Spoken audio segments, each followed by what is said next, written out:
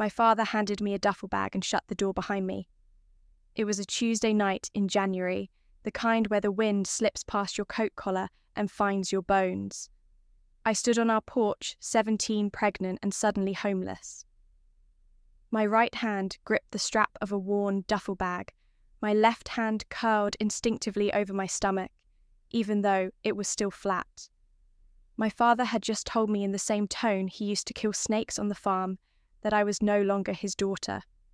He didn't yell when I told them that would have been easier. I think. Instead, he pushed back from the dinner table, slow and stiff, like something in him cracked. My mother dropped her spoon. Her lips opened, but no words came out. I'm pregnant. I'd said, voice low but steady. It was meatloaf night. Tuesdays were always meatloaf. I remember the smell more than the taste.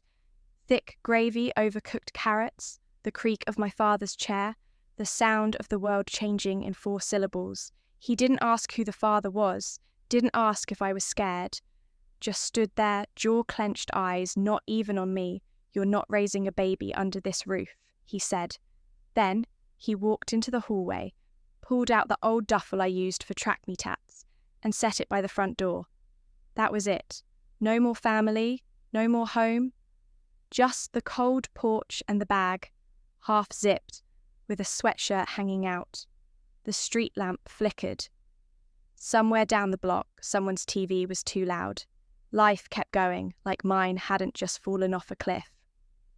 A few months before everything had been different, I'd been floating through my senior year on daydreams. Jake, my boyfriend, then talked about moving to Austin. Starting a life I believed in, the way he looked at me like I was the only thing in the room that made sense. But the summer after graduation, he changed. His texts slowed. His voice got quieter. One afternoon in October, he told me he had big plans, college, freedom, ambition, and I didn't fit. It's not you, he said, standing in the park. We used to meet in, I just need to figure myself out. He walked away, without looking back. And now, months later, my father did the same. I didn't cry. Not right then. I walked down the steps, like my legs still belonged to me, and turned left at the corner, without thinking. My fingers were numb. My thoughts were quieter than the wind. Where do you go when your own parents lock the door behind you?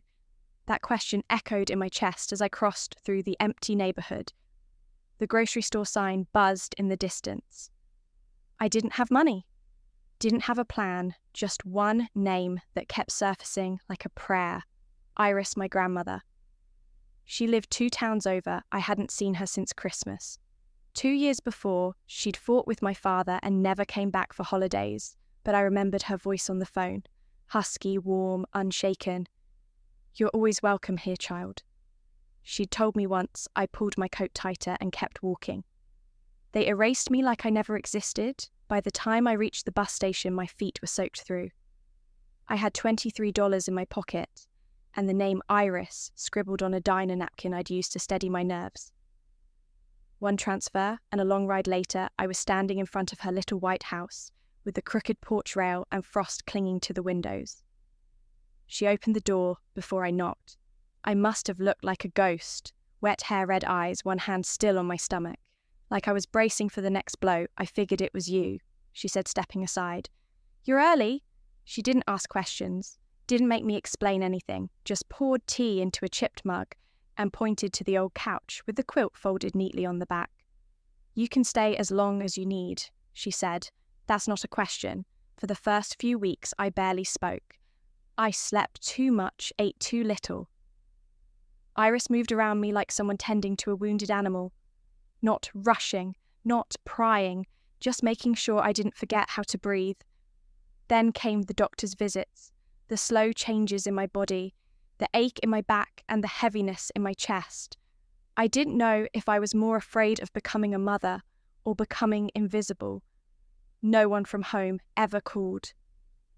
Not my mother, not my father, not even my cousins who used to slip me lifesavers during Sunday service. I had disappeared from the family picture entirely. It was as if I had died and no one sent flowers. I gave birth in late August. It was a hot day. My hands were shaking when the contractions started, and I thought I might pass out from the fear alone. But Iris was there. She held my hand through every breath, every cry. When it was over, she placed the baby in my arms with a reverence I hadn't seen in years. "He's perfect," she whispered. "He's got your chin." I named him Emery, after no one in the family, just a name that felt like it had its own strength. We took him home in a borrowed car seat, wrapped in a blanket Iris had knit during those long afternoons when I couldn't get off the couch. She moved slower by then, but her eyes were still sharp, her hand still steady. One day, when Emery was about 3, Iris sat on the porch with him. While I folded laundry inside, I heard him ask, "Why don't I have a grandma like the other kids?" There was a long pause. Then Iris said quiet and clear, "Because some people choose silence, but you were never missing anything." I stood in the hallway with a pair of tiny socks in my hand and tears running down my face. They hadn't just rejected me, they had cut me out clean, like I was never part of them to begin with. I didn't get, even, I just got busy. I never set out to prove anything. I didn't daydream about showing them I could make it without them. I was too tired, too broke, and too scared to carry pride around with me. What I carried was a lunch shift at Mel's Diner and a coffee can under the bed, with a label in black marker, Emery's Future. Every tip went in there, every extra quarter, every wrinkled 5. I didn't tell Emery what it was for. Not yet. He just thought the tin sounded funny when he shook it. He grew fast. By the time he was 5, he had a head full of soft curls and eyes that asked more questions than I could keep up with. He wanted to know why clouds moved, how bread rose, and what made light bulbs glow. He built strange little towers out of toothpicks and asked if airplanes breathed. We didn't have much. Our house had creaky floorboards and the windows iced over in winter, but it had a rhythm, pancakes on Saturdays, jazz on the radio, and Iris in her rocker, with a book that she never seemed to finish. One night, when Emery was about 6, he came home from school with a drawing of a family tree. His was mostly empty. "Do I not have real grandparents?" he asked, holding up the paper. I looked at Iris. She set her teacup down, wiped her hands on her apron, and said, "They missed the chance, but you were never missing anything." I watched from the kitchen doorway as Emery nodded and climbed onto her lap, like that answer was enough. Later, when I was scrubbing a pan that didn't need scrubbing, I cried.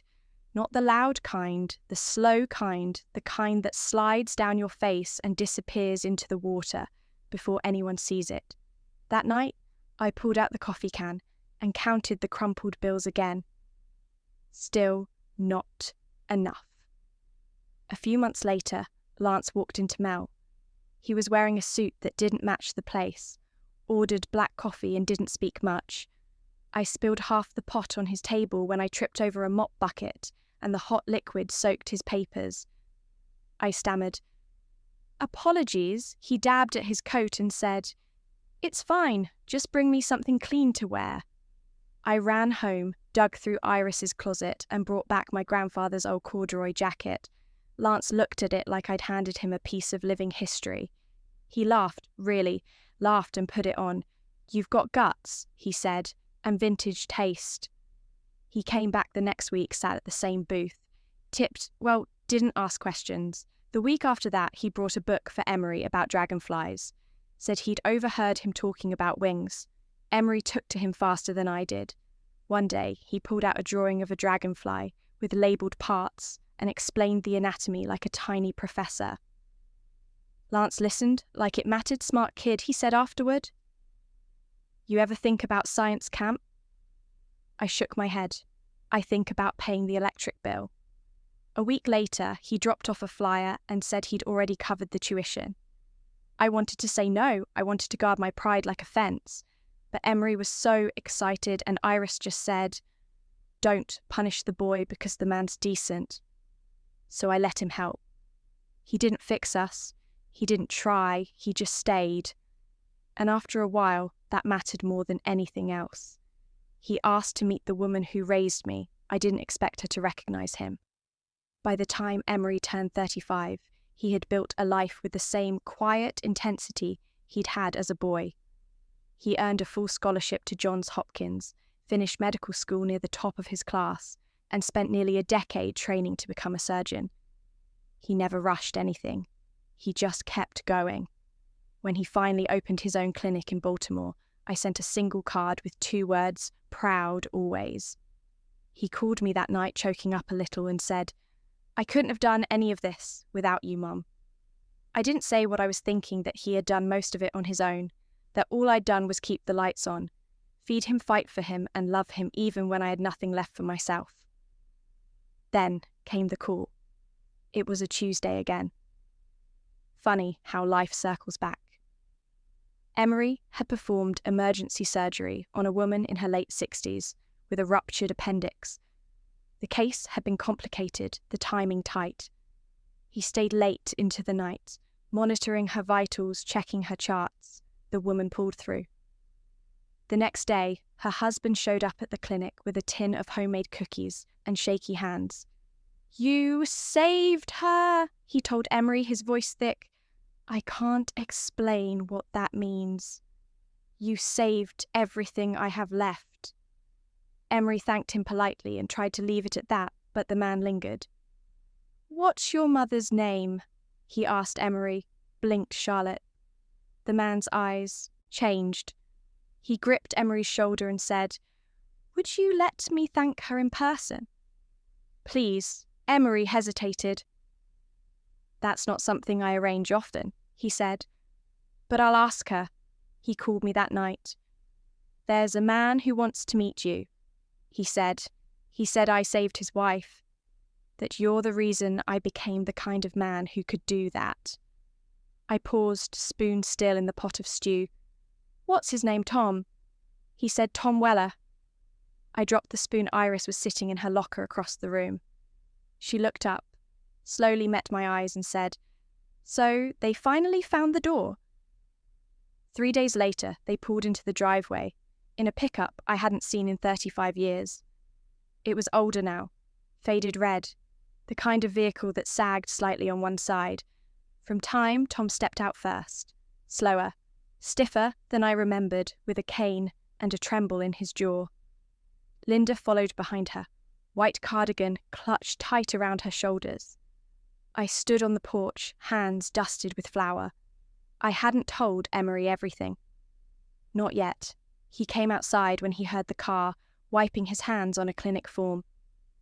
He looked at me confused. "Mum," I nodded toward the truck. "They said they wanted to thank the woman who raised you." I said, "Turns out they already knew her." The couple walked closer. Emery looked from their faces to mine. "Wait, you know them." I swallowed Emery. I said quietly, "Meet your grandparents." Tom stopped short. His cane hit the gravel with a soft thud. His lips parted and his eyes went glassy. "We've missed you," he whispered. "Missed everything." Linda clutched her purse like a life vest. "We were wrong," she said, voicing, "We thought we had time to make it right." Emery stood still, his body caught between their faces and mine. The porch was quiet, except for the wind stirring the rose bushes, and for a moment, I didn't know if I should step forward or step back. They said, "Sorry," I told them it wasn't enough. We didn't talk on the porch. I opened the door and let them in, because I wasn't going to make a show out of it. Not for Emery, not for the neighbours, not even for myself. I just couldn't bear to have them standing out there like strays. Inside, Iris sat in her chair by the window, wrapped in a knitted shawl, and holding a copy of To Kill a Mockingbird in her lap. She didn't look up when the door opened. She didn't have to. She always knew when ghosts came through. Tom and Linda stood awkwardly just past the rug, as if afraid the floor might give out beneath them. Lance was already home, standing in the kitchen with a mug in hand.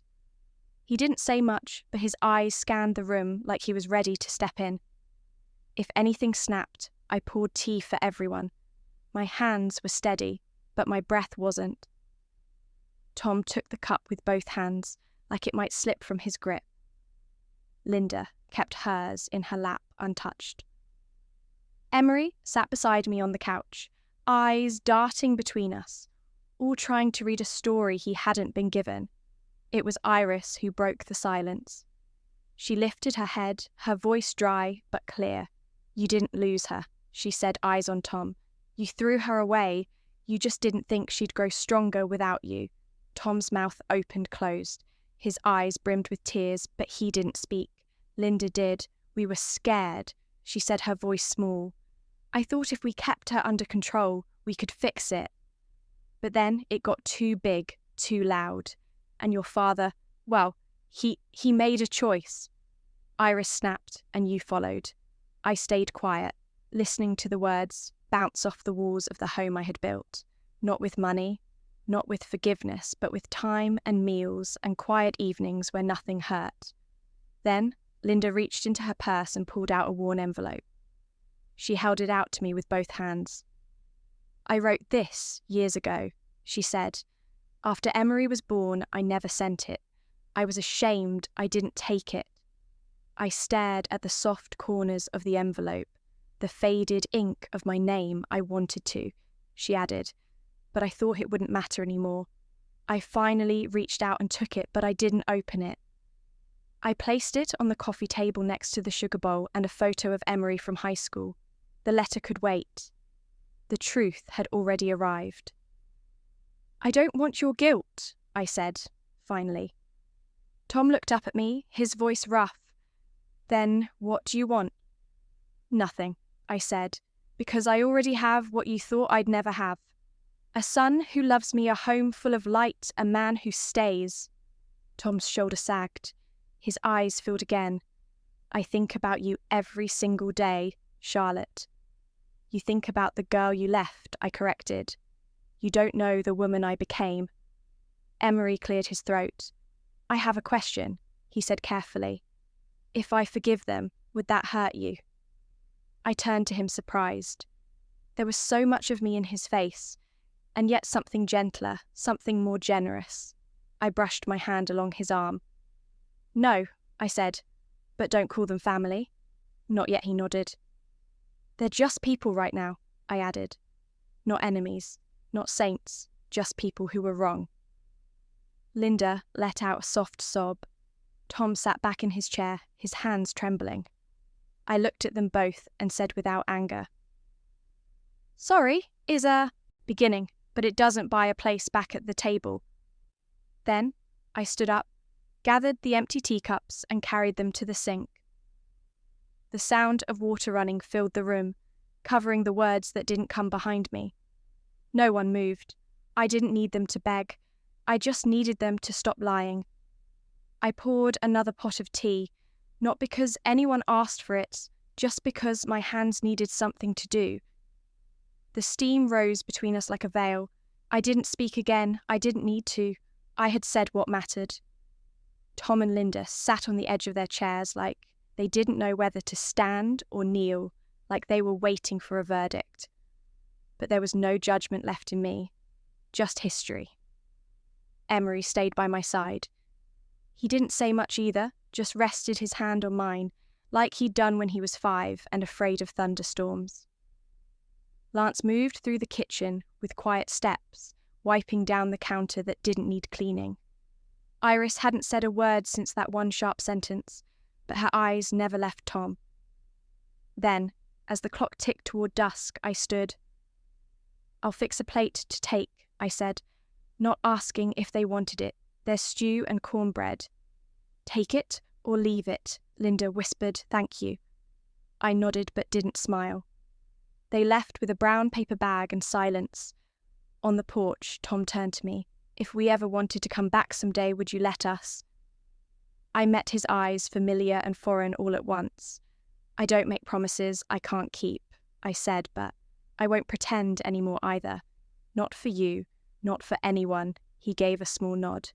No protest, no defense, just regret. Linda didn't look back. Inside, the house settled into its familiar hush. Iris had fallen asleep in her chair book on her lap. Lance poured the rest of the tea into her cup just in case she woke and wanted it warm. Emery followed me into the kitchen. He leaned against the counter, watching me rinse the mugs. They seemed older than I expected, he said. They are, I replied, but not everything breaks just because it gets old. Some things harden. He was quiet for a moment. Then, I'm glad they met you. Finally, I dried my hands and turned to face him. I didn't do this for them. I did it so you'd know the truth, that it wasn't me who left. They told that version for too long. Emery nodded. I know. I picked up the envelope Linda had left and tucked it into the drawer by the stove. I wasn't ready to read it. Maybe I never would, but it was proof of something that once, even if she couldn't say it out loud, she'd wanted to. That night, as the fire in the hearth dimmed and the house folded in on itself like an old quilt, Iris stirred. You know what hurts worse than being forgotten? She said, eyes still closed. What? I asked, soft being remembered. Only when it's convenient, I kissed her forehead. The next morning, I found Emery in the yard, hands deep in the soil where the winter roses used to bloom. He looked up. Spring's late this year. I nodded. It'll come anyway. He smiled, then stood and brushed off his palms. From the porch, I looked out at the quiet street, the same one I'd walked down alone 35 years earlier with a duffel bag and no place to land. And I thought I didn't vanish. They just told the story like